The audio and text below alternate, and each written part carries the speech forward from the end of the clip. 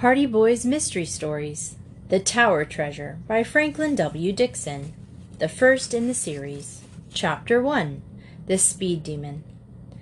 After the help we gave Dad on that forgery case, I guess he'll begin to think we could be detectives when we grow up. Why shouldn't we? Isn't he one of the most famous detectives in the country? And aren't we his sons? If the profession was good enough for him to follow, it should be good enough for us. Two bright-eyed boys on motorcycles were speeding along a shore road in sunshine of the morning in spring. It was Saturday, and they were enjoying a holiday from the Bayport High School. The day was ideal for a motorcycle trip, and the lads were combining business with pleasure by going on an errand to a nearby village for their father. The older of the two boys was a tall, dark youth, about 16 years of age. His name was Frank Hardy. The other boy, his companion on the motorcycle trip, was his brother Joe, a year younger. While there was a certain resemblance between the two lads, chiefly in the firm yet good-humored expression of their mouths, in some respects they differed greatly in appearance. While Frank was dark with straight black hair and brown eyes, his brother was pink-cheeked with fair curly hair and blue eyes. These were the Hardy boys, sons of Fenton Hardy, an internationally famous detective who had made a name for himself in the years he had spent in the New York police force, who was now, at the age of 40, handling his own practice. The Hardy family lived in Bayport, a city of about 50,000 inhabitants located in Bermount Bay, 3 miles in from Atlantic. And there the boys attended high school and dreamed of the day when they, too, should be detectives like their father. As they sped along the narrow shore road, with the waves breaking on the rocks far below, they discussed their chances of winning over their parents to argument with their ambition to follow in their father's footsteps. Like most boys, they speculated frequently on the occupation they should follow when they grew up, and it had always seemed to them that nothing offended so many possibilities of adventure and excitement as the career of a detective. "But whenever we mention it to Dad, he just laughs at us," said Joe Hardy. "Tells us to wait until we're through school, and then we can think about being detectives." "Well, at least he's more encouraging than Mother," remarked Frank. "She comes out plump and plain and says she wants us to be doctors or lawyers." "What a fine lawyer either of us would make," sniffed Joe. "Or a doctor either. We were both cut out to be detectives, and Dad knows it. As I was saying, the help we gave him in that forgery case proves it. He didn't say much, but I bet he's been thinking a lot about it." "Of course we didn't actually do very much in the case," Joe pointed out. "But we suggested something that led to a clue, didn't we? That's as much a part of detective work as anything else. Dad himself admitted he would never have thought of examining the city tax receipts for that forged signature. It was just a lucky idea on our part, but it proved to him that we can use our heads for something more than to hang our hats on. Oh, I guess he's convinced all right. Once we get out of school, he'll probably give his permission. Why, this is a good sign right now, isn't it? He asked us to deliver these papers for him to Willowville. He's letting us help him." "I'd rather get on a real good mystery," said Frank. "It's all right to help Dad, but if there's no more excitement in it than delivering papers, I'd rather start in studying to be a lawyer and be done with it." "Never mind, Frank," comforted his brother. "We may get a mystery all of our own to solve some day. If we do, we'll show that Fenton Hardy's sons are worthy of his name. Oh, boy, what wouldn't I give to be as famous as Dad? Why, some of the biggest cases in the country are turned over to him. That forgery case, for instance. $50,000 had been stolen right from under the noses of the city officials, and all the auditors and the city detectives and private detectives, they called in and had to admit that it was too deep for them. Then they called in Dad, and he cleared it up in 3 days. Once he got suspicious of that slick bookkeeper, whom nobody had been suspecting at all, it was all over but the shouting. Got a confession out of him and everything. It was smooth work. I'm glad our suggestion helped him. The case certainly got a lot of attention in the paper. And here we are," said Joe, plugging along the shore road on a measly little errand to deliver some legal papers at Willowville. I'd rather be on the track of some diamond thieves or smugglers or something." "Well, we have to satisfy ourselves, I suppose," replied Frank, leaning farther over the handlebars. "Perhaps Dad may give us a chance on a real case sometime." "Sometime? I don't want to be on a real case now." The motorcycles roared along the narrow road that skirted the bay. An embankment of tumbled rocks and boulders sloped steeply to the water below, and on the other side of the road was a steep cliff. The roadway itself was narrow, although it was wide enough to permit 2 cars to meet and pass, and it wound about in frequent curves and turnings. It was a road that was not often traveled, for Willowville was only a small village, and this shore road was an offshoot of the main highway to the north and to the west. The Hardy boys dropped their discussion of the probability that some day they would become detectives, and for a while they rode on in silence, occupied with the difficulties of keeping to the road. For the road on this point was dangerous, very rough and rutty, and it sloped sharply upward so that the embankment leading to the ocean far below became steeper and steeper. "I shouldn't want to go over the edge around here," remarked Frank, as he glanced down the rugged slope. "It's 100-foot drop. You'd be smashed to pieces before you ever hit the shore, I'll say. It's best to stay in close to the cliff. These curves are bad medicine." The motorcycles took the next curve neatly, and when the boys confronted a long, steep slope, the rocky cliffs frowned on one side, and the embankment jutted far down to the tumbling waves below, so that the road was a mere ribbon before them. "Once we get to the top of the hill, we'll be all right. It's all smooth sailing from there to Willowville," remarked Frank as the motorcycle commenced the climb. Just then, above the sharp put-put of their own motors, they heard the high humming roar of an automobile approaching at great speed.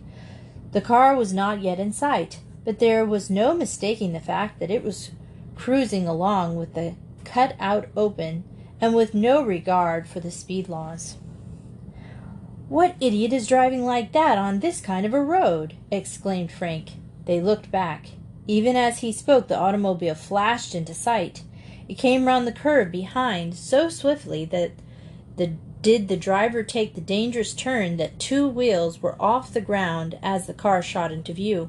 A cloud of dust and stones arose. The car veered violently from left to right, and then it roared at headlong speed down the slope. The boys glimpsed a tensed figure at the wheel. How he kept the car on the road was a miracle, for the racing automobile swung side to side. At one moment it would be in imminent danger of crashing over the embankment, down on the rocks below. The next instant the car would be over on the other side of the road, grazing the cliff. "He'll run us down!" shouted Joe in alarm. Indeed, the position of the 2 lads was perilous. The roadway was narrow enough at any time, and this speeding car was taking up every inch of space. In a great cloud of dust it bore directly down on the 2 motorcyclists. It seemed to leap through the air. The front wheels left a rut. The rear of the car skidded violently about. By a twist of the wheel, the driver pulled the car back into the roadway again, just as it seemed about to plunge over the embankment. It shot towards the cliff, swerved back again into the middle of the roadway, and then shot ahead at terrific speed. Frank and Joe edged their motorcycles as far to the right as the road would allow. To their horror, they saw that the car was skidding again. The driver made no attempt to slacken speed. The automobile came hurtling towards them. Chapter 2. The Stolen Roadster. The auto brakes squealed. The driver of the oncoming car swung the wheel violently about. For a moment it appeared that the wheels would not respond. Then they gripped the gravel, and the automobile swerved, then shot past. Bits of sand and gravel were flung about the 2 boys as they crouched on their motorcycles at the edge of the embankment. The car had missed them only by inches. Frank caught a glimpse of the driver, who turned about at that moment, and in spite of the speed at which the automobile was traveling, and in spite of the perils of the road, shouted something they could not catch at them and shook his fist. The car was traveling at too great a speed to enable the lad to distinguish the driver's features, but he saw that the man was hatless and that he had a shock of red hair blowing in the wind. Then the automobile disappeared from sight around the curve ahead, roaring away in clouds of dust. "Roadhog!" gasped Joe, as soon as he had recovered from his surprise. "He must be crazy!" Frank exclaimed angrily. "Why, he might have pushed us both right over the embankment." At the rate he was going, I don't think he cared whether he ran anyone down or not. Both boys were justifiably angry. On such a narrow, treacherous road there was danger enough when an automobile passed them traveling at even a reasonable speed, but the reckless and insane driving of the red-headed motorist was nothing short of criminal. "If we ever catch up to him, I'm going to give him a piece of my mind," declared Frank. Not content with almost running us down, he had to shake his fist at us. "Roadhog," muttered Joe again. "Jail is too good for the likes of him." If it was only his own life he endangered, it wouldn't be so bad.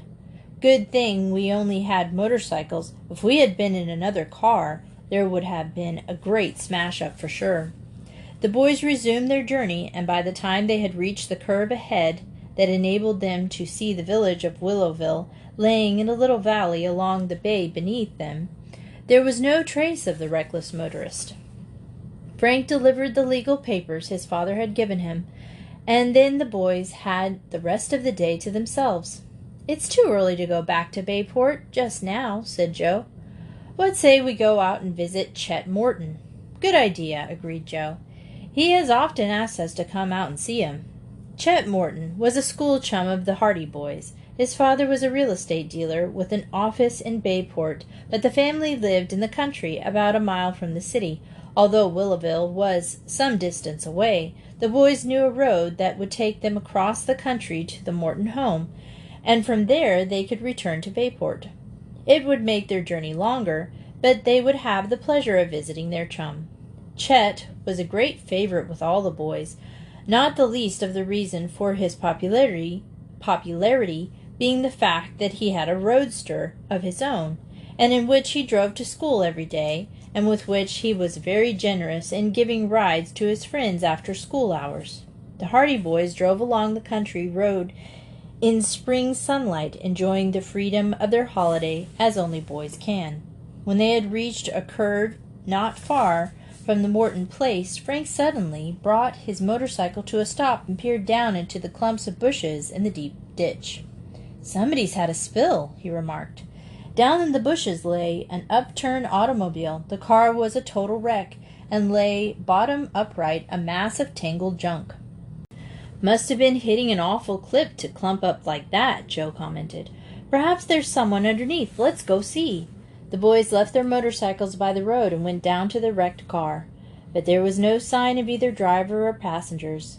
"If anyone was hurt there, it's been taken away by now. Probably the wreck is a day or so old," said Frank. "Let's go. We can't do any good here." They left the wreckage and returned to the road again, resuming their journey. "I thought at first it might be our red-headed speed fiend," said Frank. "If it was, he was sure lucky to get out of it alive." The boys gave little further thought to the incident, and before long they were in sight of the Mortons' home, a big, homelike, rambling old farmhouse with an apple orchard at the rear. When the boys drove down the lane, they saw a figure waiting them at the barnyard gate. "That's Chet," said Frank. "I'm glad we found him at home. I thought he might have gone out in his car." "It is strange," said Joe, "on a holiday like this that he doesn't usually stay around the farm." As they approached, they saw Chet leave the gate and came down the lane to meet them. Chet was one of the most popular boys at the Bayport High School, one reason for this popularity being his unfailing good nature and his ability to see fun in almost everything. He was full of jokes and good humor, and was rarely seen without a smile on his plump, freckled face. But today the Hardy boys saw that there was something wrong. Chet's face had an anxious expression. As they brought their motorcycles to a stop, they saw that their chum's usually cheery face was clouded. "What's the matter?" asked Frank, as their friend hastened up to them. "You're just in time," replied Chet hurriedly. "You didn't meet a fellow driver driving a roadster, did you?" The brothers looked at each other blankly. "Your roadster? We'd recognize it anywhere." "No, we didn't see it," said Joe. "What happened?" "It's been stolen." "Stolen?"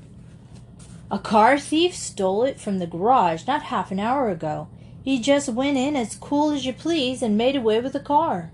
The hired man saw the roadster disappearing down the lane, but he supposed I was in it, so he didn't think anything of it. And then he saw me out in the yard a while later, so he got suspicious, and the roadster was gone." "Wasn't it locked?" "That's the strange part of it. The car was locked, although the garage door was open. I can't see how he got away with it." "A professional job," commented Frank. "These auto thieves always carry scores of keys with them. But we're losing time here. The only thing to set out in pursuit to notify the police. The hired man didn't see which way the fellow went, did he?" "No. There's only the one road, and we didn't meet him, so we must have taken the turning to the right at the end of the lane." "We'll chase him," said Joe. "Climb onto my bike, Chet. We'll get that thief yet." "Wait a minute," said Frank suddenly. "I have an idea. Joe, do you remember that car we saw wrecked in the bushes?" "Sure." "Perhaps the driver stole the first automobile he could lay his hands on after the wreck." "What wreck was that?" asked Chet. The Hardy boys told him of the wrecked car they had found by the roadside. It had occurred to Frank that perhaps the smash-up might have occurred just a short while before, and that the driver of the wrecked car had resumed his interrupted journey in a stolen automobile. "It sounds reasonable," said Chet. "Let's go and take a look at that wreck. We can get the license number, and that may help us name the owner." The motorcycles roared as the three chums set out back along the road towards the place where the upturned automobile had been seen among the bushes. The boys lost no time in reaching that place, for they realized that every second was precious, and that the longer they delayed, the greater was the advantage to the car thief. The car had not been disturbed, and apparently no one had been near it since the boys had discovered the wreck. They parked their motorcycles by the roadside and again went down into the bushes to examine the wrecked car. To their disappointment, the car bore no license plates. "That looks suspicious," said Frank. "It's more than suspicious," said Joe, who had withdrawn a little to one side and was examining the automobile from the rear. "Don't you remember seeing this car before, Frank? It didn't occur to me until you mentioned the matter of license plates. I have been wondering if this isn't the same car that passed us on the shore road at the curve," replied Frank slowly. "It is the same car. There's no doubt of it in my mind. It didn't have a license plate. I remember that at the time, for I wanted to get the fellow's number. And it was a touring car of the same make as this. You're right, Joe. There's no mistake. The red-headed driver came to grief in the ditch, just as we said he would, and then he went on to the nearest farmhouse, which happened to be Chet's place, and stole the first car he saw." "The busted car was the one the fellow was running who nearly sent us over the cliff," Joe declared, "and it's 10 chances to 1 that he'll follow who stole Chet's roadster, and he'll be the red-headed man. We have those clues, anyway." "And he went on past our farmhouse instead of turning back the way he came," cried Chet. "Come on, fellows, let's go get him." There was only a little bit of gas in the roadster anyway. Perhaps he's stalled by this time. Thrilled with the excitement of the chase, the boys clambered back into the motorcycles, and within a few moments a cloud of dust rose from the road as the Hardy boys and Chet Morton set out in swift pursuit of the red-headed automobile thief.